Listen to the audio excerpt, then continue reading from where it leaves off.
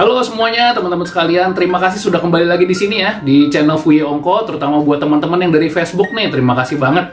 Dan maaf sekali kalau pesannya belum dibalas satu persatu, terutama yang komen-komen ya di Facebook. Banyak sekali supportnya, saya bersyukur banget. Dan semoga saya doakan semuanya sehat-sehat selalu. Dan kali ini yang akan kita bahas ini bukan hoax, bukan juga berita yang sengaja cari-cari sensasi atau fenomenal. Ini adalah sejarah ya. Sesuai di judul ditulis bahwa ada anak pendeta merancang salah satu masjid terbesar di dunia. Dan dalam hal ini kalau teman-teman lihat gambarnya ya, tadi yang dibagikan di Facebook itu adalah gambar Masjid Istiqlal. Kita tahu ya, Masjid Istiqlal itu adalah masjid yang bersejarah, masjid yang sangat besar, bahkan itu bisa menampung sekitar 200.000 jemaat untuk sekali mereka beribadah di sana.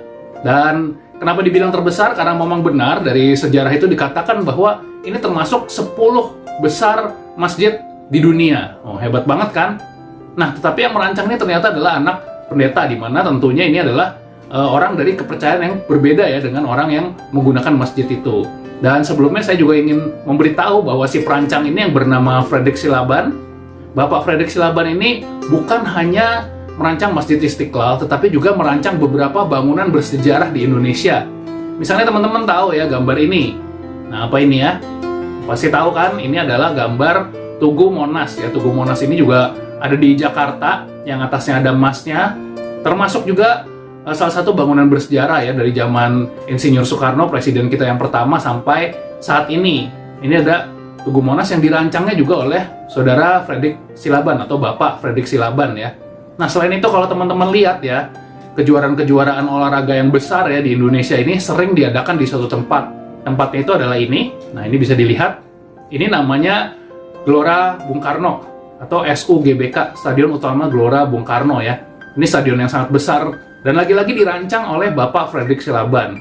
Bapak Fredrik Silaban ini adalah seorang anak pendeta, dan ini bukan sesuatu yang bohong ya ketika saya bilang anak pendeta merancang masjid terbesar. Itu bukan sesuatu yang bohong, itu sesuatu yang benar. Bisa dilihat sumber-sumbernya, ini ada sumber-sumber potongan dari internet. Ini ada dari National Geographic, bisa dilihat dari judulnya ya, anak pendeta menjadi perancang bangunan bersejarah. Salah satunya tadi Masjid Istiqlal. Kemudian di sini juga ada dari Kompas, ya ini kan media yang sangat populer ya. Terus ada juga dari Liputan 6. Ini bukan media-media abal-abal semua, ini media-media benar, dan ini adalah catatan sejarah. Kalau nggak percaya bisa dicek juga Fredrik Silaban. Dan betul, dia adalah seorang anak pendeta yang tadi merancang Masjid Istiqlal, salah satu masjid terbesar di dunia. Wah, ini adalah sesuatu yang hebat banget, sesuatu yang keren banget, di mana seorang anak Tuhan, pengikut Kristus ya, bisa berada dalam sejarah besar bangsa ini. Dan lebih bagusnya lagi adalah berperan juga di dalam membangun tadi ya rumah ibadah yang besar untuk umat beragama lain. Nah, di sini yang mau ditekankan bukan hanya kita merasa sombong, kita merasa wah membangga-banggakan saudara seiman kita, bukan seperti itu. Tapi pesannya adalah bahwa kita sebagai umat Kristen sebaiknya mengikuti jejak beliau ya, menjadi seorang yang bisa menjadi terang bagi bangsa ini. Jadi bukannya kita sebagai umat Kristen malah kita bermusuh-musuhan dengan umat agama lain, kita berantem-beranteman, tetapi tentunya kita juga mau hidup saling membantu, saling menolong, dan yang tadi menjadi terang yang terutama, bukan menyebarkan berita tentang kebencian kita terhadap orang lain ya. Meskipun di Facebook itu sering ya kita lihat ya, kita nggak suka ya misalnya ada tokoh agama lain yang berbicaranya kurang baik atau berbicaranya sangat provokatif gitu ya, kita mungkin merasa tidak suka dengan hal itu ya. Tapi yang perlu dilakukan adalah bukannya kita malah ikut membenci mereka, ikut menyebarkan hoax tentang mereka, bukan. Tetapi yang sebaiknya adalah tetap menjadi terang seperti yang dilakukan oleh Bapak Fredrik Silaban tadi. Dan sebagai ayatnya ini ada dari Matius 5 ayat 16. Kita akan baca sama-sama ya. Matius 5 ayat 16. Demikianlah hendaknya terangmu bercahaya di depan orang, supaya mereka melihat perbuatanmu yang baik dan memuliakan Bapamu yang di sorga.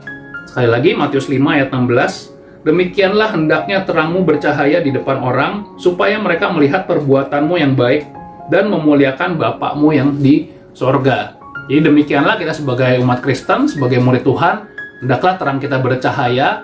Supaya apa? Supaya nantinya ketika orang tahu, oh mereka juga bisa memuliakan Bapa kita yang di sorga. Ketika suatu hari penginjilan itu bisa berhasil untuk merangkul banyak jiwa-jiwa. Tentunya penginjilan tidak bisa kita raih dengan permusuhan, dengan memanas-manaskan orang lain dan sebagainya, tapi tadi yang menunjukkan karya-karya yang memang bisa berguna buat orang lain. Oke, semoga video ini berguna buat teman-teman semua. Terima kasih sudah menyaksikan. Sampai jumpa di video selanjutnya. Bye-bye.